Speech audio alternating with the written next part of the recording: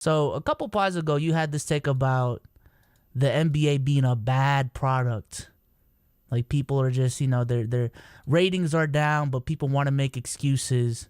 But it's really because the NBA is a bad product, and people just want to turn a blind eye to that. Can you expand on that?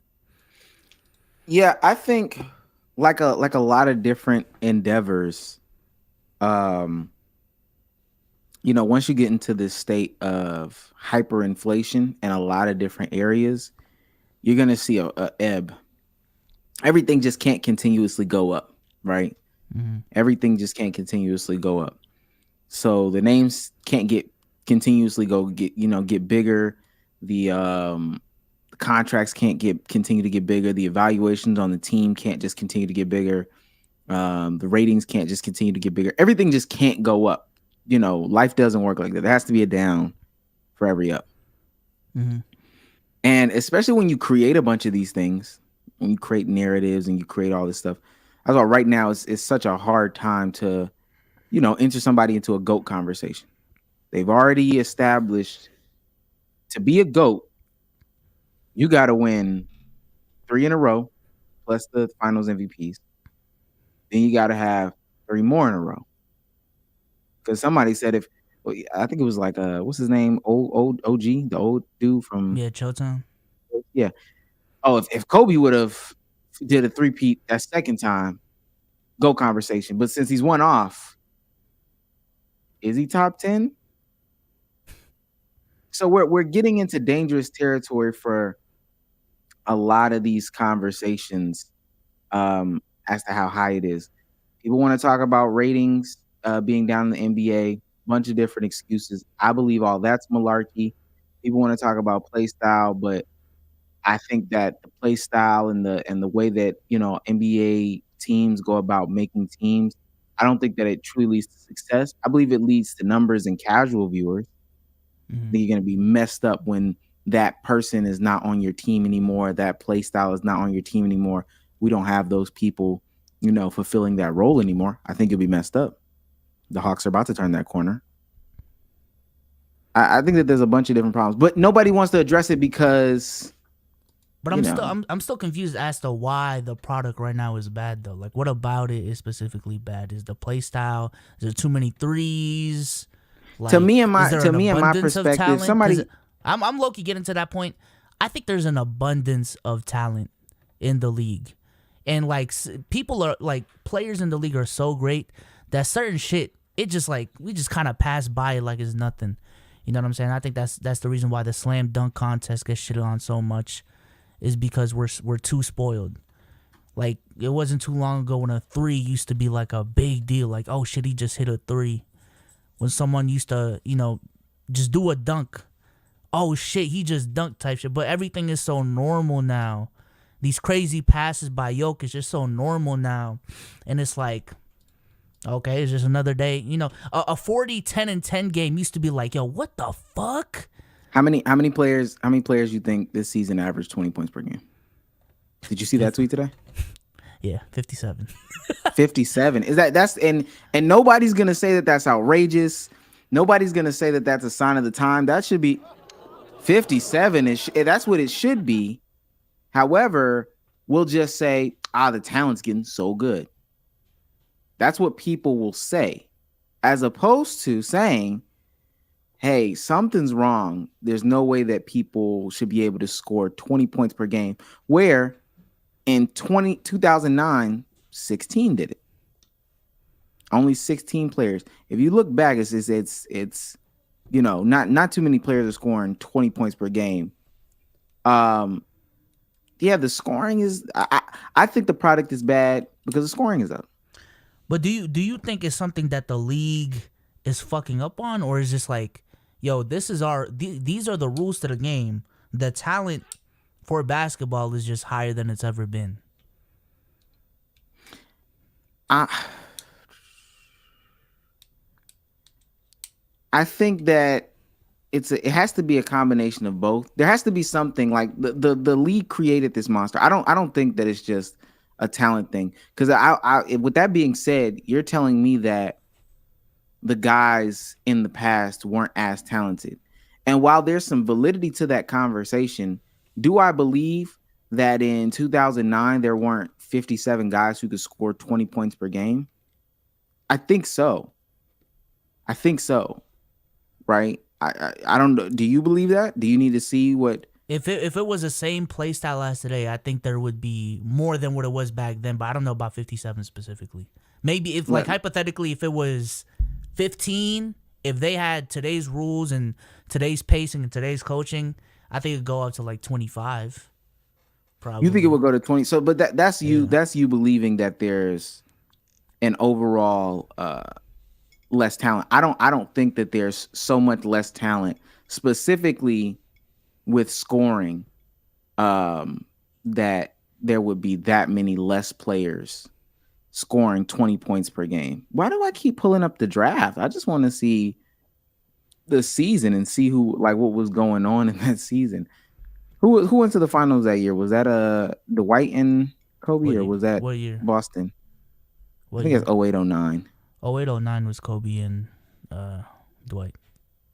Yeah, Kobe and Dwight. I'm looking at the teams and I'm looking at these players. I don't know how we can. I don't know. I personally feel like there's enough players in the league. That's just my take. There's enough players in that league that could score 20 plus points per game. However, the way that things were, the offense was predicated, the way that, coaching style was, the way the defensive schemes were, it just wasn't thought to, bring up that type of scoring. The Orlando Magic went to the finals and Dwight averaged 20.6 points a game. Yeah. Like, that's a finals team back then. That might be more play style. That might be more, hey, Hedo don't take as many shots, work it in and out, slow it down, whatever. This team doesn't have anybody. I'm looking at the Orlando Magic right now. Rashard Lewis took the most shots at 13.8. It might also be like what we define as talent. Because I think a lot of the league is more talented now. Is just essentially bigger players being able to do guard-like skills. So does that technically mean the league is more talented? Maybe it's just a different skill set type of thing. But I don't know, because I watched this Jimmy High Roller video with Sage the other day, and it was about NBA injuries, and he was essentially talking about how, like, aside from AAU and just a lot of miles being put on these players' bodies, like, the play style of today's game is just so, it's like too talented to a fault. It's too skilled to a fault, because the movements that you got to do, you got to run around 50 screens. You know what I'm saying? You got to deal with Jalen Green, a Jalen Green type of guard every night with those handles, and you will genuinely like get your ankles broken type shit on a nightly basis, just being when your job is to guard a player of that caliber. And even from a marketing standpoint, I personally feel like there's too much talent in the league right now, and it's kind of hurting them from a marketing standpoint, because it's just hard. It's just hard to separate who's great and who isn't. Like, the bar for great, there's just more people in there, if that makes sense. Because back in the day, it was very, very clear, in my opinion. There's like the top 5-7 players in the league, and then everyone else just fall in line. Maybe there's a tier below that, but now there's just like because I was also in a space last week, and essentially the conversation boiled down to, is Jaylen Brown a top 20 player? And I'm like, yo, Jaylen Brown might not be a top 20 player, but in this conversation, what does that mean? Because y'all are naming these names, and like being a top 20 player 5 years ago might just be the same as being just a top 40 player, or vice versa. Being a top 40 player today is like the equivalent of being a top 20 player back then, just because of how much talent there is. I see Shake saying literally everybody can shoot. Why does Omar not believe that's a significant difference in talent? My question to him and anybody else would be, why do you think that players back then couldn't shoot? I understand that there are some outliers. Like, I don't think Tony Allen was a great shooter. I don't think Thabo Sefolosha was a great shooter. But if you think that all those players couldn't shoot, I think you'd be sadly mistaken. Were they tasked to shoot? I think is where, a lot of the issue comes in. Also, do you think that they could be taught to shoot? We're seeing how some people are coming in one season, terrible shooting form, or in college they have a terrible shooting form. You know, they're not slated to be a shooter, and then in a year's time, 2 years time, 3 years time, they're a much better shooter. That's because they've been tasked to shoot. To what you just said about evaluating talent and what's the bar for great, I think the problem is too, because the numbers are elevated, we can't even really understand what we're seeing, and it hurts us comparing it to the past. So like you said, and I don't want to disrespect Jaylen Brown in this conversation when I say this, but let's just say we're comparing Jaylen Brown to, I don't know, X 18-point scorer from the past. Mm-hmm. Somebody who's looking at the numbers is just going to look at the pure numbers and say, this guy's got to be better. Jaylen Brown averages 24, 25 points. He averages, 4 more assists than this guy. And then he also averages 3 more rebounds than this guy, 4 more rebounds than this guy. Mm-hmm. But if we really take a look at it and say, hey, look at the way that this guy who's an 18-point per game scorer was really coached. He wasn't tasked with shooting this many more threes. He didn't have the ball handling responsibility that Jaylen Brown does. His job when a rebound was up was never to crash the boards. So how can we accurately evaluate the talent? Would some of these guys be putting up some of these same numbers on those teams? I don't know. I don't think so. Personally, yeah. If I take any of the 20-point scores, and I brought up the example of the 09 Magic, the 08 Magic. Hold on, I think I could do this. Can I do this? Is it gonna work if I do this? Is it gonna share screen? Yeah. You can see my screen? Mm-hmm. I'm looking at the 08, 09 Magic. Look at the numbers that they put up. Now, again, the best player on this team doesn't even average 21 points outright. He averages 20.6.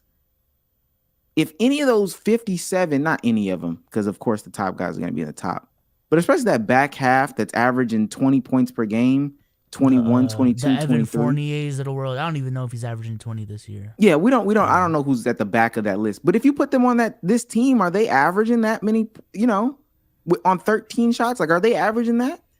I think it's not accounting for the offense? Point blank, it's just a data literacy conversation too. Yeah. Like if you look at the pace of today versus the pace of back then, and I think this is why advanced analytics, despite how much people like rag on it, is important, because that's exactly why people use per 100 possession stats, is so you can have an equal playing field in terms of the possessions, so that you can look at productivity. That's the same reason people use per 36 in some instances. Per 36 is more flawed than not, because of like what we're talking about, but that's how you compare these players throughout eras, because it just limits the variables in terms of that. So like, but do you think whatchamacallit, like Ray Allen and Paul Pierce in 08 averaging 19 is probably equivalent to someone averaging like 22, 23 today. You know what I'm saying? Mm-hmm. Like shit like that. So do you think that hurts how people view the game as a whole? I personally think that it hurts how people view the game as a whole, because we're always going to default to this era being this much better, this much better, this much better. As time goes on. So in 10 more years, well, that was 08, 09. So it was, what was that? That was a little over 10 years. But in the same amount of time span, if we went from 16 to 57, we added almost 40 more players averaging 20 points per game. Let's just blow it out of proportion. Let's just say in that same time span going in the future, 40 more players average 20 points per game. And skill is just, wow. Centers are now pulling from Trae Young, Steph Curry range, Dame Lillard range, right? Yeah. 20 points per game. There's like 90 players in the league out of 400 that are averaging 20 points per game. That would be, it sounds crazy. I know it sounds crazy, but the perception of the game would change, right? Everything from the past would be trash. Everything from the past. Yeah, everything, it would change, but again, it would just be up to us as fans to put the numbers into context, the same way we've been doing for ages, though. I mean, there's the same reason, like, now we can look at Wilt's 50-point per game season and say it wasn't as impressive as Kobe averaging 35 and '06 because of roles, because of, the talent in the league overall, because of pace and all that shit. So, like, what you're saying, in 40 years, when there's 90 players averaging 20, I'm assuming, the top scorer in the league is now averaging 40, 45. Like, you know what I'm saying? And then it's just going to be us to put that shit into context. And that's why, too, like, when it comes to the GOAT greatest of all time conversation, I think it has to go beyond talent. I think it has to go beyond talent. I think impact has to be in that conversation. And, like, what you did relative to your era has to be in that conversation for exactly what we're talking about. Like, are we just going to discredit, I don't know, what Magic Johnson did in the 80s because of the lack of talent in the league, and just, that's it, period, point blank, and look at Joe Schmo in 2047 with 1 ring, 2 MVPs, but his stats are 25, 12, and 12. That sounds like Jokic, but you know what I'm saying. You think as a mainstream they do a good job, and then somebody also asks, how do you quantify impact? But do you think the mainstream does a good job at quantifying the numbers? Mainstream. So you talking about like Nick Wright? Because if you make a basketball video, if Lowe makes a basketball video, if Swish Out makes a basketball video, yeah, right. I think y'all are reaching the audience, and rightfully so. But do the average person who's consuming this data, this information, the casual, all that stuff, do you think they are getting that information, that data, explained to them with enough context to make it make sense? No, because I think ESPN and them, they're too profit driven. Like, they're just, what's gonna get the clip? And not to say that, I mean, content creators honestly aren't that much better, but I feel like I don't really know why, but I just feel like content creators take more time to explain shit. I think that's the reason why Thinking Basketball has like blown up recently and shit like that. And the NBA is starting to hire him too. So. Oh, are they? Yeah. They've been hosting, like, the NBA account has been hosting spaces with him as a co-host. I think he was on the NBA app a couple times. I think with Lowe too. So. I hope he doesn't fall for the thing that we talked about everybody has a boss, and he starts pushing some of these older narratives and stuff like that, just supported with numbers. I hope that that's not what happens in the long run. Might have to. I don't know, man. That's tough. That's awful. I don't know, man. But I don't know what his background is. I'm pretty sure he has like an actual PhD. So for him, I don't think it's. I mean, it's kind of like, I don't want to talk about it too much, but the conversation we had earlier, where like he's in a position where he has options and he can. It's not just, he's not doing this thing out of a necessity. You know what I'm saying? He can prioritize morals and all that shit. But yeah. You got any hot takes? No, the game is whack today. I don't know if folks like this. I understand that the things that everybody says, it's so much harder to guard all these players nowadays. It's X, Y, and Z. We've continuously, through rule changes and through skill development, pushed for it to be as hard as it is. So we made it to where it is. We've glorified teams that play a certain way, and we've shit on teams who have tried to play another way. It is what it is. It truly is what it is. I think that this is just the beginning to something much crazier. I don't know if we've taken a jump like that. I haven't done the research yet. But if I look back, what's the difference between 0809 and 2022 and 2023? What's the math on that? Just years wise? Yeah. 14 years.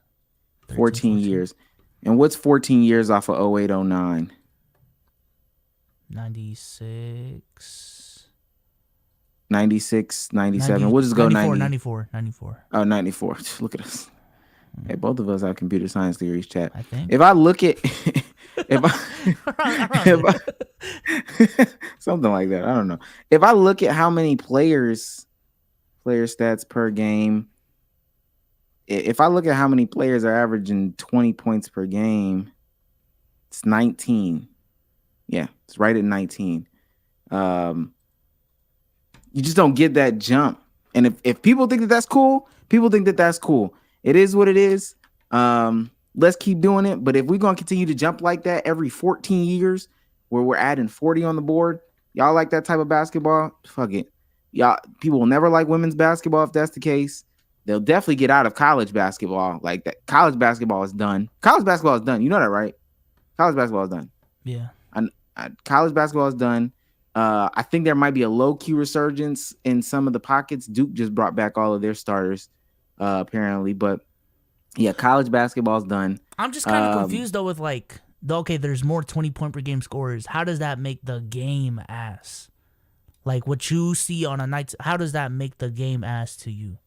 It's a visual thing. I don't think that I like. Because if you want to say like, yo, everyone's just chucking up threes, I think okay, that's something you don't like about the game today. Everyone's just flopping.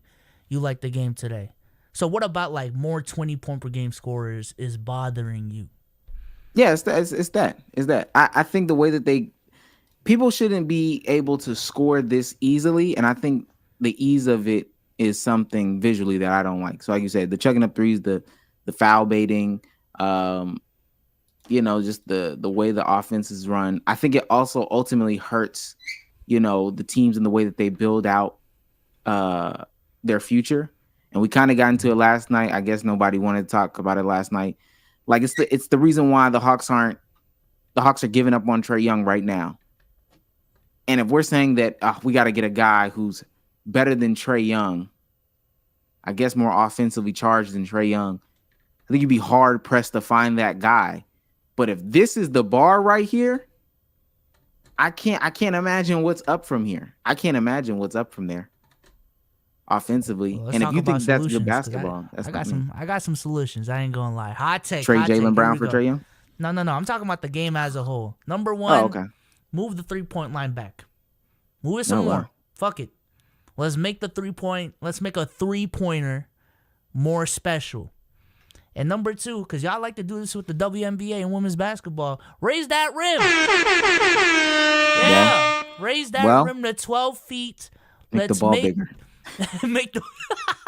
make the ball bigger. Let's make, these things that we're accustomed to, is a commodity. Like, let's make them feel rare. You know what I'm saying? I think certain highlights would just feel better when it's rare. When you see everyone doing a windmill dunk once a game every day, it doesn't become special anymore. It just becomes another dunk. You know what I'm saying? I wonder what would happen if they got rid of all of the rule changes that made the game today what it is. So if they got rid of illegal defense, if they got rid of 5 seconds back to the basket, if they got rid of like three in the key, if they got rid of all that, I wonder what the game would look like. Do you think it would look the same as it does now? People would still like, oh yeah, let's favor the three, even though we can back down for more than 5 seconds, and even though we can like stand in the paint. I think if there was because people have been talking about, what was it? I think it was Laurie.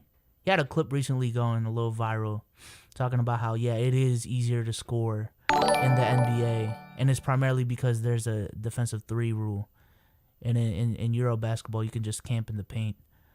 I think if you just maybe I'm wrong. If people are just camping in the paint, wouldn't that encourage more 3-ball? If people are just camping in the paint? I don't know. Because if you got, I don't know, Steven Adams just camping in the paint, why would I want to deal with that? Let me just take a pull-up, or let me just... But you can also, as an offensive player, there's no limitation to how long as you're in the paint. So you go work it down low as much. I don't know. I see what you're saying. It might only reinforce heliocentric basketball. It might make heliocentric basketball way worse because there's also no illegal defense. You can't zone up on me. Oh, please try to guard Luka out in space. Yo, get Damo the link, man. You know what I'm saying? Let's pod for a fucking man. Get Dom in here, man. You want to send the link? Or do you want me to do it? Yes. Oh, send the link. Send the link. Send the link.